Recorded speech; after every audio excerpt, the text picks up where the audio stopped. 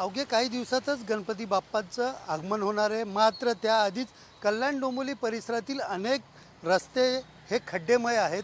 महानगरपालिकेकडनं ठेकेदारांना अनेक वेळा सूचना दिल्यात, मात्र तरी देखील काम करत नसल्याने अनेक रस्त्यावरती खड्ड्याचं साम्राज्य आहे.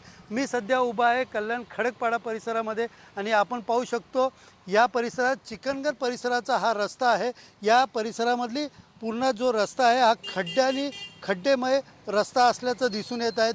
एकंदरीत पाहायला गेलं तर काही दिवसापूर्वी कल्याण डोंबिवली महानगरपालिकेचे आयुक्त रस्त्यावरती उतरून ठेकेदारांना हे खड्डे गणपती बाप्पाच्या आगमना अगोदरच पूर्णपणे बुजवण्यात यावे असे आदेश दिले होते. मात्र तरी देखील ठेकेदारांकडनं या ठिकाणी आयुक्तांच्या आदेशाला केराची टोपली दाखवत या पावसाने विश्रांती घेतली तरी या खड्ड्यांवरती कुठलंही खड्डे भरण्याचं काम सुरू केलं नाही आहे. आणि यामुळेच सगळे कल्याण डोंबिवली परिसरातील अनेक ठिकाणी रस्ते असतील हे खड्ड्याचं साम्राज्य अनेक रस्त्यावरती आहे.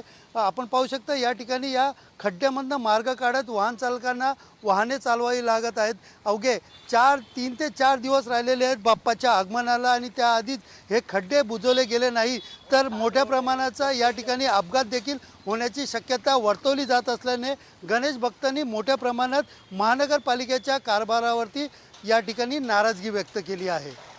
कॅमेरा पर्सन जितेंद्रसह सुनील जाधव, TV9 मराठी, कल्याण.